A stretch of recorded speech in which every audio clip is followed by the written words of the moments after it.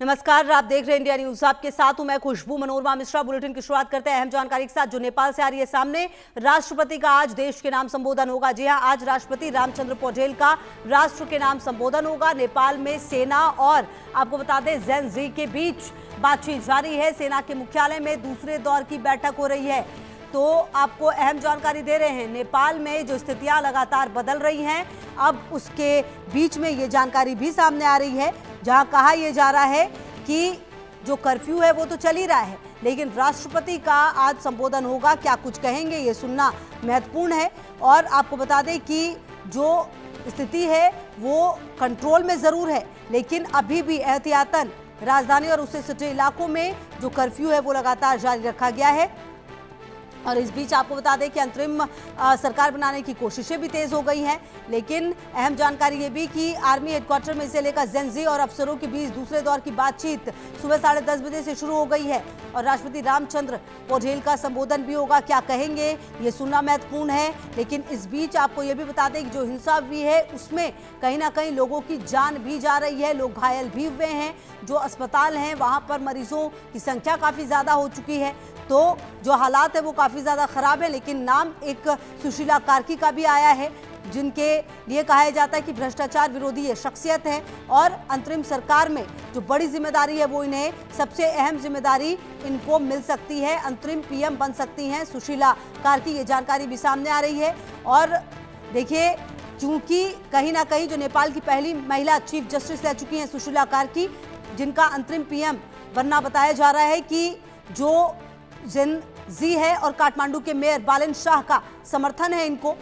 और इन सब के बीच आपको बता दें कि राष्ट्रपति का जब देश के नाम संबोधन होगा तो क्या कुछ वो कहेंगे सुनना महत्वपूर्ण होगा। हालांकि देखिए, ये भी आप समझिए कि जो जेन जी के कुछ गुट हैं वो मान भी नहीं रहे हैं और शायद यही बड़ी वजह है कि लगातार बातचीत भी चल रही है।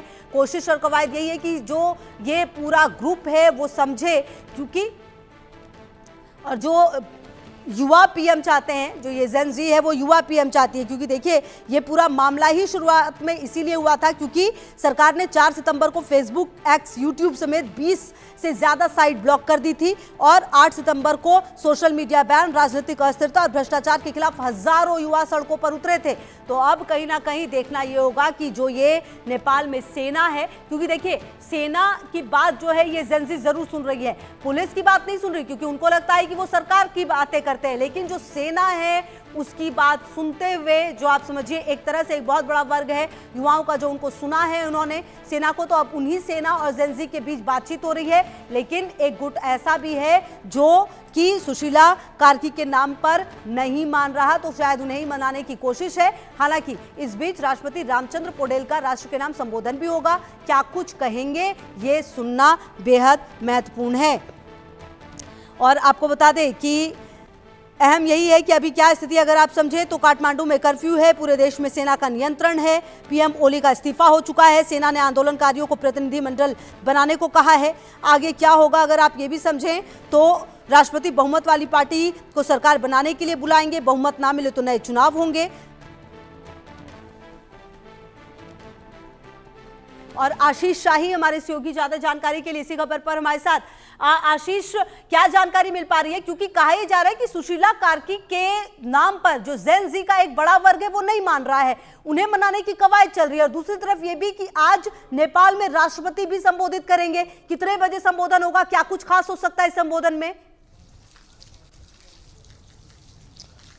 जी बिल्कुल, मैं आपको बता दूं कि जिस तरह से जेन जी का जो विरोध प्रदर्शन था कि एक यंगस्टर लाएंगे और उन्हें देश की कमान दी जाएगी, जिस तरह से सुशीला कार्की का नाम आगे आ रहा है, कुछ यंगस्टर जो है उस पर सहमति की, लेकिन भारी तादाद में लोगों ने उसका विरोध किया है कि नहीं, हमें यंगस्टर ही प्रधानमंत्री चाहिए।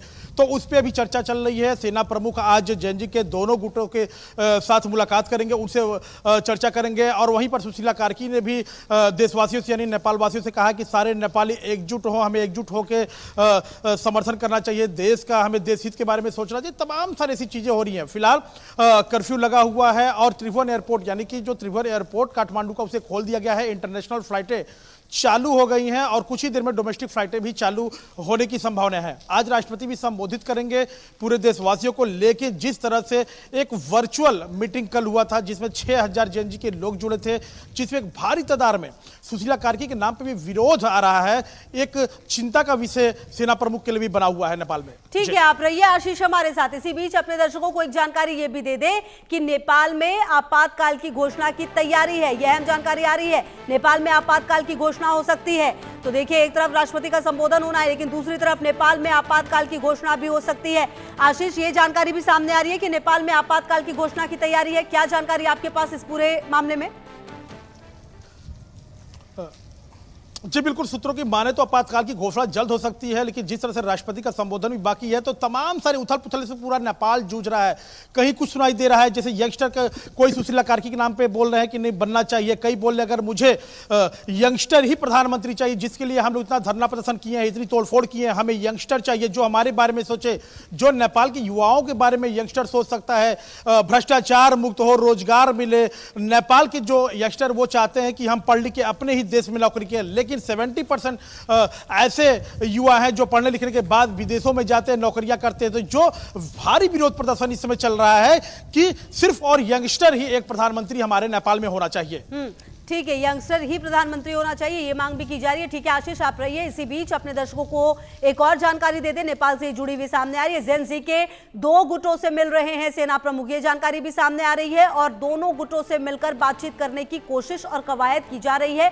बहरहाल, जब ये मुलाकात हो रही है तो क्या वो मुद्दे हैं जो सामने आ रहे हैं, ये देखना अहम होगा। जेएनजी प्रदर्शनकारियों से मुलाकात हो रही है। आपको बता दें कि जेएनजी के 2 गुटों से मिल रहे हैं। जेएनजी प्रदर्शनकारियों से सेना प्रमुख की मुलाकात हो रही है, प्रदर्शनकारियों से सेना प्रमुख की मुलाकात हो रही है।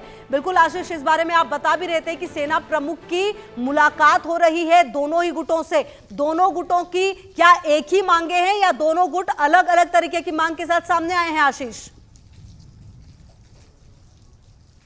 जी बिल्कुल, मैं आपको बता दूं कि जेएनजी के 2 गुट है, दोनों गुट अलग अलग मत से चल रहे हैं। एक गुट ने सुशीला कार्की को समर्थन दिया, तो वहीं पर दूसरा जो गुट है जिसमें भारी तादाद में यंगस्टर जुड़े हुए हैं, उनका सीधे कहना है कि हमें यंगस्टर यानी हमें एक युवा प्रधानमंत्री चाहिए, जो युवा सोच के साथ देश हित के लिए काम करे, हमारे लिए काम करे, भ्रष्टाचार के लिए काम करे। तो उनका यह कहना है कि अगर सुशीला कार्की को ही लाना है तो पहले के ओली ही ठीक थे।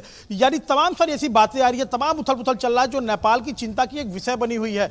जिस तरह सेना प्रमुख पहले ये हो रहा था सुशीला कार्की का फाइनल था, सुशीला कार्की भी देश से अपील कर रही कि हम सभी नेपालियों को एक होकर एकजुट होना चाहिए, काम करना चाहिए। लेकिन जिस तरह से फिर से जेएनजी में एक विरोध प्रदर्शन चालू हो जा रहा है कि नहीं हमें यंगस्टर ही प्रधानमंत्री चाहिए, वो एक चिंता का बड़ा विषय बना हुआ है। ठीक है, चिंता का विषय बना हुआ है। रहिए आशीष आप हमारे साथ। इसी बीच अपने दर्शकों को बता दें कि नेपाल की सेना की ओर से खबर सामने आ रही है, सेना और जो सुशीला कार्की के बीच बातचीत लगातार जारी। आर्मी चीफ से मिलेंगी सुशीला कार्की, ये जानकारी भी है। सेना और सुशीला कार्की के बीच बातचीत जारी है और इसके अलावा आर्मी चीफ से मिलेंगी सुशीला कार्की।